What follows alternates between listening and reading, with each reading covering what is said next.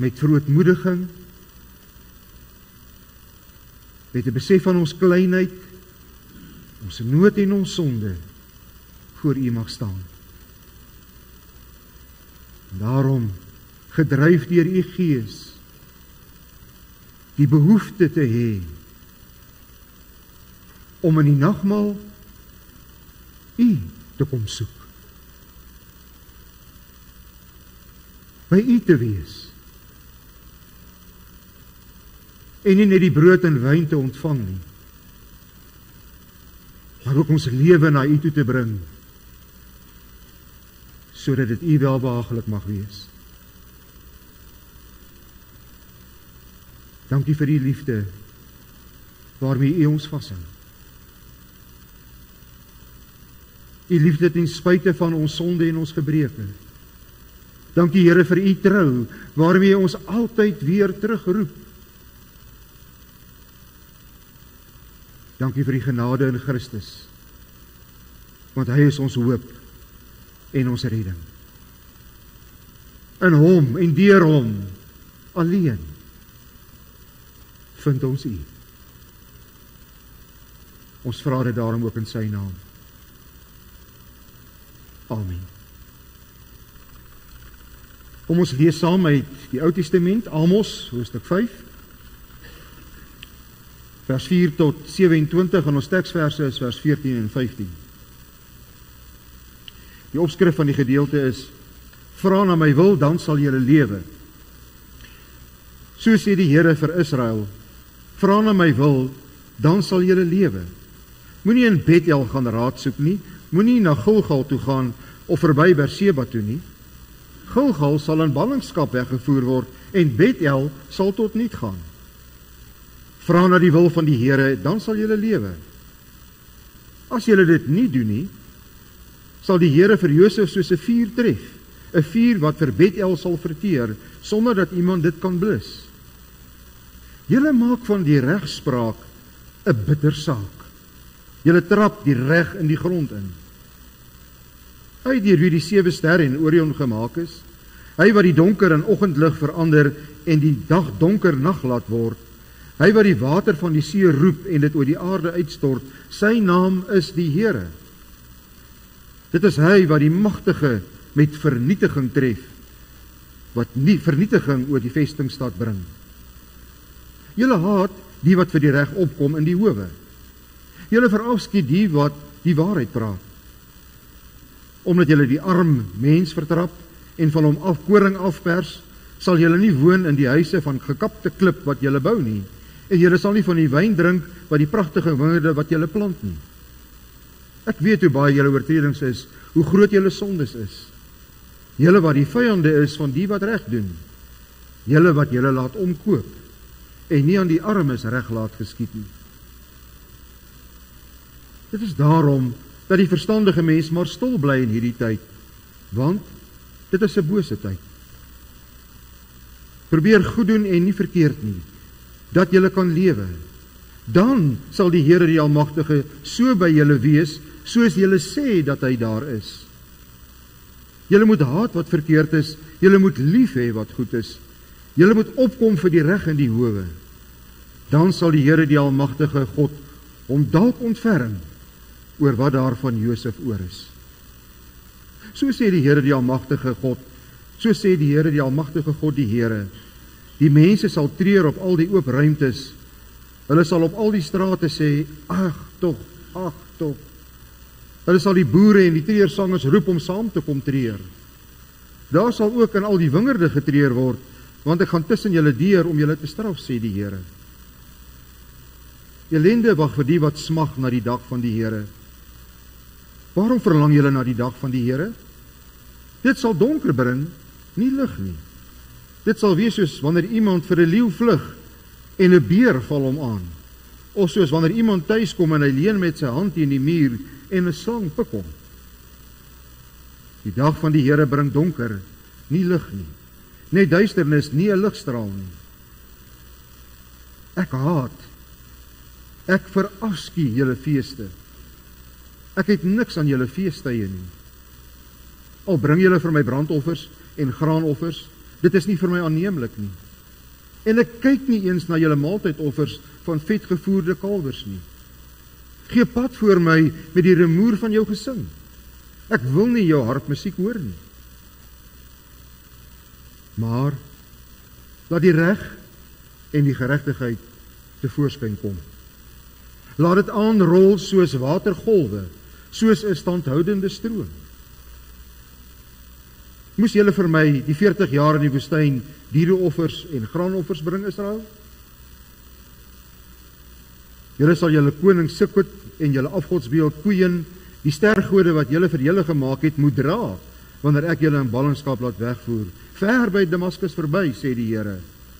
Sy naam is Almagtige God. Kom ons sing voor ons na die verklaring hiervan luister, uit Psalm 27. Psalm 27, vers 4 en vers 5.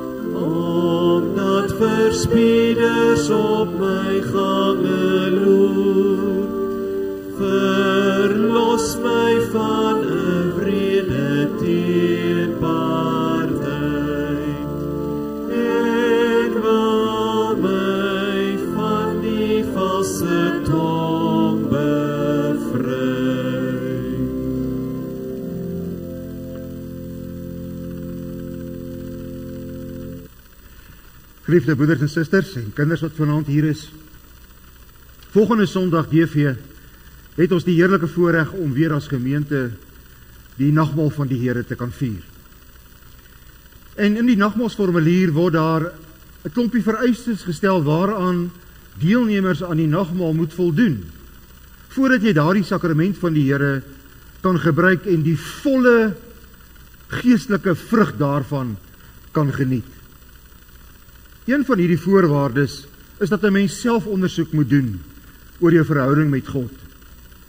Paulus skryf daar in 1 Korintiërs 11 aan die gemeente in Korinte dat hulle het, sonder dat hulle eers nagedink het oor hoe hulle voor die Here lewe, net eenvoudig nagmaal wil vier en eintlik daar van die sakrament iets belaglikes gemaak het, in die wyse waarop hulle daarmee omgegaan het.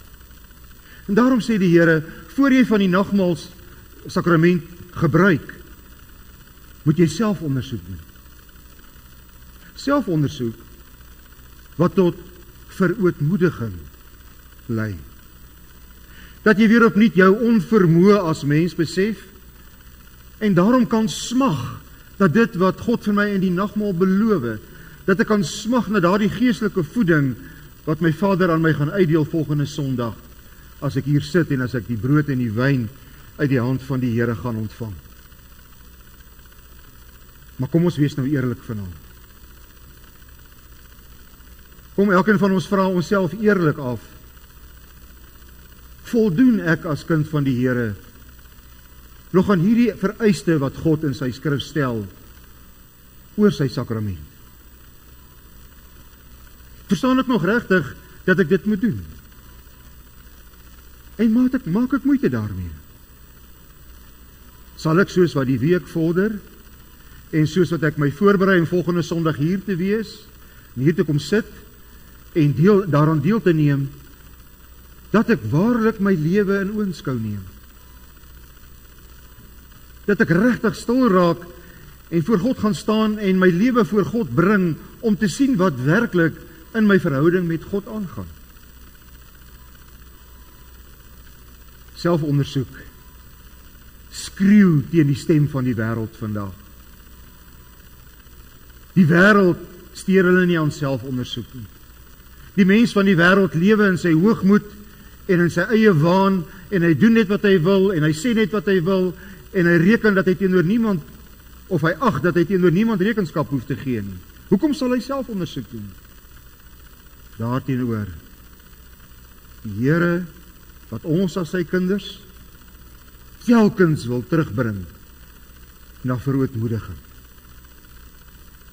Kom ons leer vanaand deur die mond van Amos wat selfondersoek beteken, wat waarlike verootmoediging in my lewe bewerkstellig. Kom ons leer om weer erns te maak met hierdie aspek van die nagmaal, want dit is iets wat eintlik uit ons kerklike lewe en uit ons omgang met die Here begin verdwyn het. Die van die ouer lidmate sal onthou dat daar vroeër so gereël was dat die Sondag voor nagmaal was die Sondag van selfondersoek, die voorbereidende Sondag met die oog op nagmaal, waar die kerklike leiers seker gemaak het dat ons erns maak met hierdie opdrag van die Here. Kom ek verduidelik net weer vir die kinders, wat beteken hierdie groot woord verootmoediging? Dis 'n groot woord, maar eintlik sê die woord net dat ek myself weer klein maak voor die Here. Dat ek terugkeer na die regte plek voor die Here. Dat ek weer in die regte verhouding met God gestel word. Hy is die heilige God en ek sondaar mens, sy kind. Dat ek dit weer verstaan. Dat ek myself klein en nederig voor die Here maak. Ootmoed is nederigheid. Hoe groot is God? En wat is dit wat God vra? En wie is ek en hoe voldoen ek daaraan? Maar nou is die vraag, hoe maak ek my dan klein voor God? Hoe bewerk ek hierdie gesindheid van verootmoediging? Eenvoudig gesê, dis om na God te kyk, in sy heerlikheid en sy grootheid, en wat hy van my vra, en hoe hy met my werk, en wat hy van my doen, en my lewe daarmee te vergelyk. Dis verootmoediging. Wie God is, en hoe lyk my lewe? Waarmee is ek regtig voor God besig? Die volgende vraag wat dadelik na vore kom is, maar hoekom wil die Here hê dat ons dan voortdurend ons aan hierdie selfondersoek sal onderwerp, dat ons voortdurend weer sal kom, of voortdurend weer sal kom by die punt van verootmoediging? Bloot eenvoudig is die antwoord, omdat die sondige eie ek in my gedurig deur wil verblind, vir wie ek regtig is. Hy lei my op 'n valse spoor van hoe ek voor die Here lewe, en wat ek alles doen, en dat ek uiteindelik dan weg van God af leef, en nie na God toe leef. En daarom, hier die geskiedenis heen, soos ook hier in Amos, roep die Here sy volk gedurig deur terug. Waar is julle? Waarmee is julle besig? Onthou wie ek is, onthou wat ek vir julle gee. Kom staan weer klein en nederig voor my. My eie ek en my eie belange, broeder en suster, die neig maar voortdurend om ons te verblind vir die werklikheid van ons verhouding met die Here. Kom ek verduidelik sommer hierdie gevaar van eie belang soek aan die hand van een van die motiewe waarom gelowiges dan selfondersoek sal doen. Gelowiges sal by 'n punt kom om te sê, ek moet bietjie my lewe ondersoek, want kyk hoe lyk dit daar buite, kyk wat is die omstandighede waar binne ek is. Of as 'n kerk sou sê, kyk na die omstandighede waarin ons land is. Kom ons doen selfondersoek, kom ons verneder ons voor die Here, kom ons bely ons sonde en ons erken wie ons is, want as ons dit doen, dan sal die Here die omstandighede weer regmaak. Waarom gaan die selfondersoek dan werklik? My eie belang. Ek kom terug na die Here en ek maak oënskynlik my lewe voor die Here reg, maar my motief is sodat die Here my omstandighede sal verander. Die Here sê dit baie duidelik in vers 14 en 15, ons teksgedeelte. Dit was die volk se motief.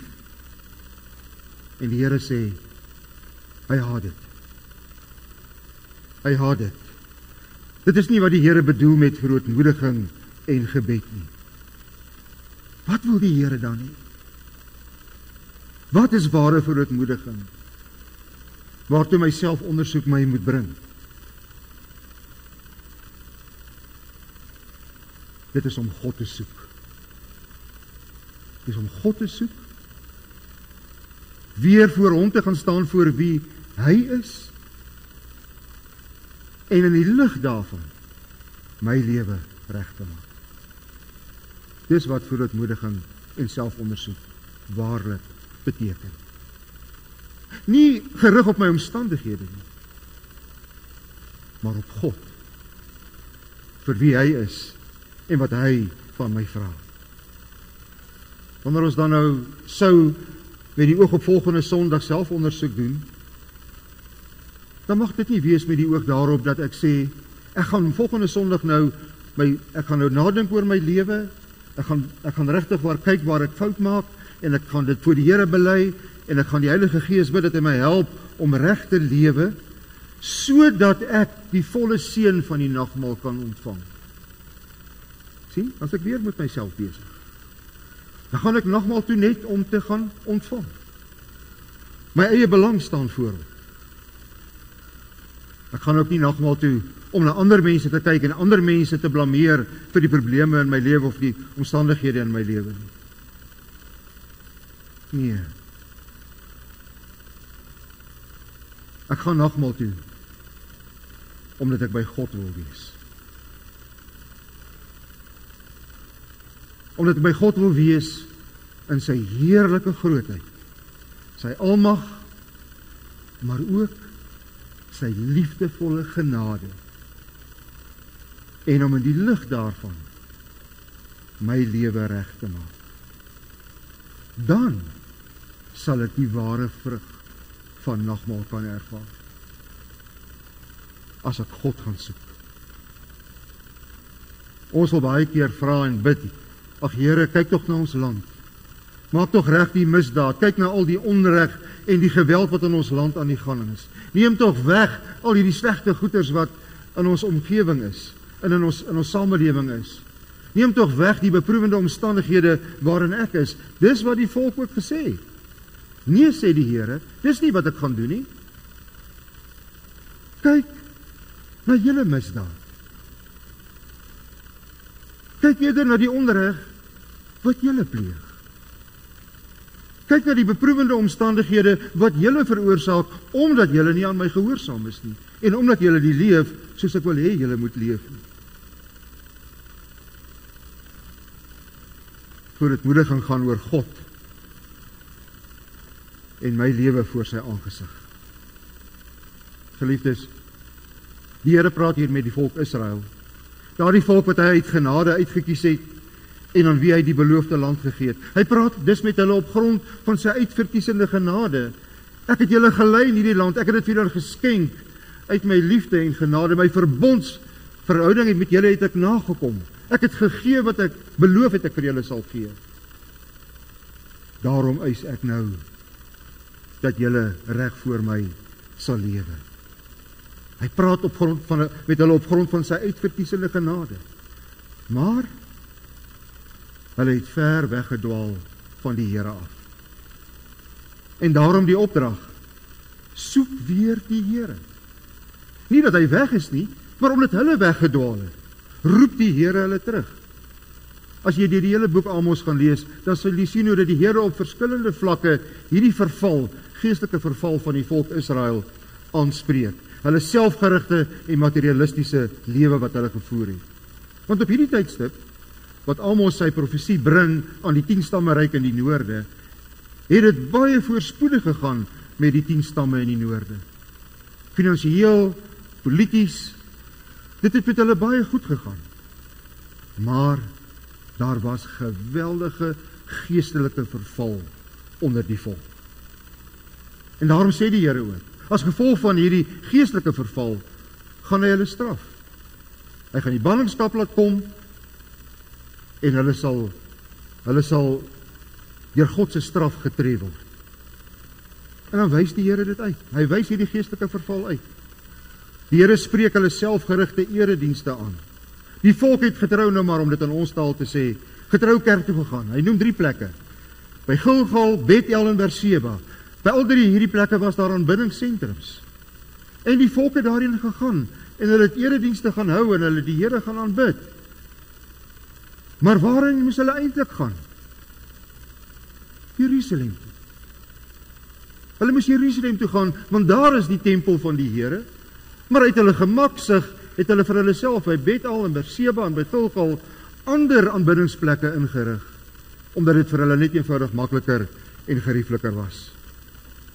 En daarom spreek die Here hulle aan. In die tweede plek sê hy, het hulle ook geweldige groot offers vir die Here gebring. Van die vetste beeste en vee het hulle vir die Here gegee as hulle offers. Die beste van die opbrengs van die land het hulle vir die Here gegee. Hulle het groot kerklike feeste gehou met sang en musiek.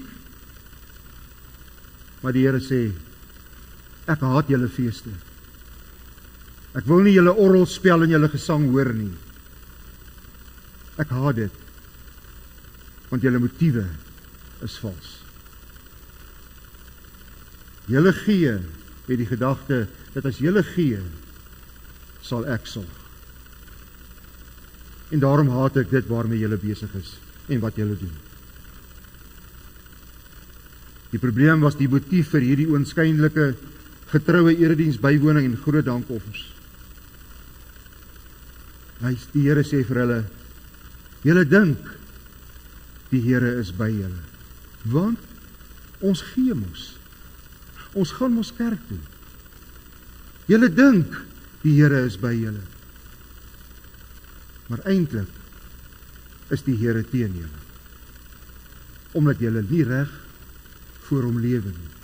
Julle hou 'n valse beeld voor van julle godsdiens en julle verhouding met die Here. Inteendeel, daar wag vir julle 'n geweldige verrassing.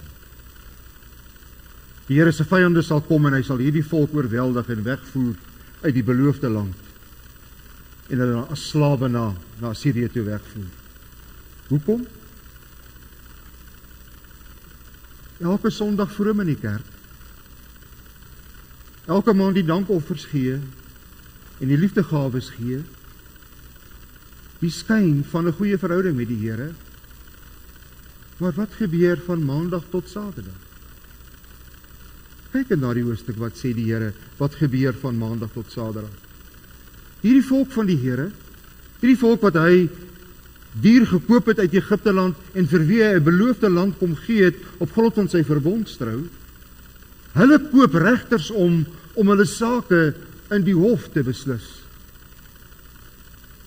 Hulle steel van armes en hulle trap in die daaglikse lewe op die mense wat die mees brooste is in die samelewing. Die weduwees en die weeskinders en die ou mense. Niemand kyk na hulle nie. Elkeen van die volk is net besig met sy eie belange. As die staat of die koning die wet van die Here oortree, dan doen hulle maar lustiglik saam, sê die Here. Of daar reg en geregtigheid geskied, maak nie saak nie. solank hulle net nie die slagoffers daarvan is nie. Broer en suster, u kan aanvoel. U kan aanvoel in die manier waarop die Here homself hier openbaar aan sy volk. En dit wat hy uitwys,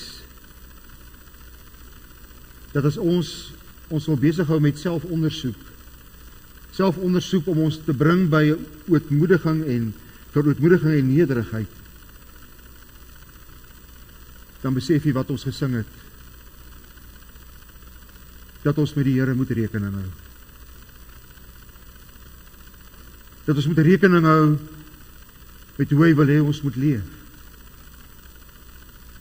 Dat ons nie met ons eie motiewe en met selfgerigte motiewe die Here kan dien nie. Hy haat dit. Hy wil dit nie hê nie. As ek myself dan voor God stel, dan moet ek eerlik wees voor die Here. En dis seer. En dis nie maklik nie. Hoe eerlik is ek in my motiewe, die motiewe waarmee ek die Here dien? Gaan dit vir my net oor die voordeel wat my verhouding met God vir my bring? Of dien ek die Here omdat hy die Here is en dit van my verwag? Is ek betrokke in die samelewing? Help ek die armes? Het ek 'n sagte hart vir die gebrokenes in die samelewing? Om die weduwees en die wese te help en uit te reik waar daar armoede en nood is? Pla dit my as die reg nie geskied nie? As misdadigers wegkom met moord en doodslag, solank dit my net nie tref nie? So leef ek, solank dit net met my goed gaan, en dan vra ek nog die Here om my omstandighede so te verander, dat dit net nog so sal bly. Doen ons iets aan onkopery in ons land, aan bedrog en leuns? Praat ons daarteen? Bied ons weerstand daarteen, ook as dit in my lewe ter sprake kom? Miskien met kontrakte of werk wat ek moet doen, moet ek omkoopgeld betaal? Wat ook al die geval mag wees. Jy sien, wanneer jy voor die heilige God staan en sy lig op jou skyn, dan is daar nie wegkry plek nie. En dis wat die Here deur Amos vir die volk om sê. Wat elkeen van ons dan maar ook hieroor ons voor God verootmoedig. Ook ons kerkverband, die GKSA, wat so hoog opgee oor suiwer teologie en suiwer leer. Onthou wat sê die Here in Jakobus 1:26. Egte en suiwer godsdiens voor God die Vader is om weeskinders en weduwees in hulle moeilike omstandighede by te staan en jou skoon te hou van die besmetting van die wêreld. Dit is godgerigte teologie. Dit is godgerigte godsdiens. Om nie net kerke vol te sit nie, maar in die wêreld daar buite God te gaan lewe in sy heiligheid en hoe hy wil hê ons moet lewe. Ons Here Jesus het juist dit as sy roeping beskou. In sy heel eerste preek, in sy openbare optrede as die Messias. Ons lees dit in Lukas 4, gee hulle vir hom die boekrol van Jesaja 61. Daar staan, dit is Jesus se preek, sy eerste preek. Die Gees van die Here is op my, omdat hy my gesalf het om die evangelie aan die armes te verkondig. Hy het my gestuur om vrylating vir gevangenes uit te roep en herstel van gesig vir blindes, om onderdruktes in vryheid uit te stuur, om die genadejaar van die Here aan te kondig. Dit is wat Christus kom doen. Ware godsdiens in die harte van God se volk te kom vestig. Dit is wat die brood en die wyn volgende Sondag vir ons gaan wys. Die genadejaar van die Here wat in Christus aangebreek het vir elke een wat in hom glo. Maar dan moet jy daardie genade gaan uitleef in die alledaagse lewe van elke dag. Nou moet ons hierdie bevryding uit die mag van sonde, die herstel van die aardse lewe en die hoop van Christus met mense gaan deel. En dit kan ek nie doen as ek selfgerig lewe nie. Net as ek voortmoedig klein voor die Here staan, sien wie hy is en weet hoe hy wil hê ek moet lewe. En daarom, ek sluit af, daarom gee die Here sy volk nog kans vir bekering. In ons teksgedeelte roep hy die volk 3 keer op. Soek die Here in julle lewe. Fokus op God, kom terug na hom toe. Rig jou lewe op God, omdat hy jou God is en hy jou gered het. Soek hom omdat hy die Here van die leerskare is. Soek hom omdat hy die God die Almagtige is. Soek hom omdat hy so sê. En om geen ander rede nie. Amen. Kom ons bid saam. Vader, ons staan dan nou in die lig van u woord, klein en nederig voor u, by die besef van wat dit beteken om ons lewe in die soeklig van u te lewe te stel. Om in die lig van u teenwoordigheid en die heerlike lig van u heiligheid te staan, is om regtig raak te sien waarmee ons besig is. En hoe ons eie ek en ons eie begeertes ons flous om te dink ons dien u, maar intussen tyd is ons besig om onsself te dien. En daarom bid ons vanaand, Here, laat ons daarvan bekeer. Bekeer u ons deur u Gees, sodat ons kan bekeer. Dat ons weer voor u kan lewe soos u regtig wil hê ons moet lewe. Om die reg lief te hê, die reg uit te leef, en u liefde in hierdie wêreld te laat skitter. Help ons om dit te doen, nie net as ons hier in die kerk is, of as ons as gelowiges by mekaar is nie, maar veral môre en oormôre, as ons daar in die wêreld besig is, as ons daar die sonde en die onreg en die liefdeloosheid beleef, om dan na u op te kyk en in die helder lig van u heiligheid daar aan u gehoorsaam te wees. Leer ons om so ons lewe in die lig van u woord te stel, sodat ons telkens kan terugkom na u toe. Net om by u te wees. Die heilige en die almagtige God, maar ook 'n genadige Vader, wat ons in Christus gered het en wat ons altyd weer terugroep na u toe. Here, mag ons u roepstem hoor en ook daarop antwoord gee. Dit bid ons in Jesus se naam. Amen. Kom ons sing nou in aansluiting by ons gebed, Psalm 40, die 8ste vers.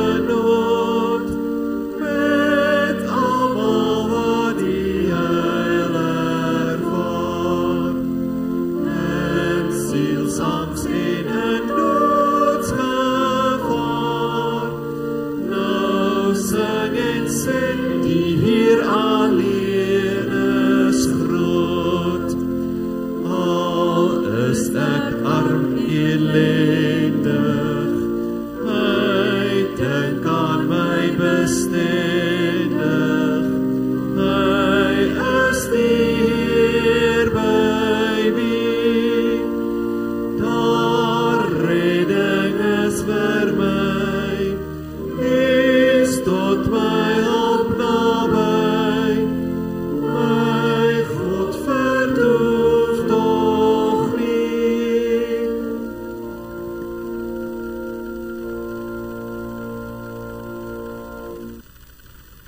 ontvang dan nou die seën van die Here. Die genade van ons Here Jesus Christus en die liefde van God ons Vader en die troue gemeenskap van die Heilige Gees is by jou.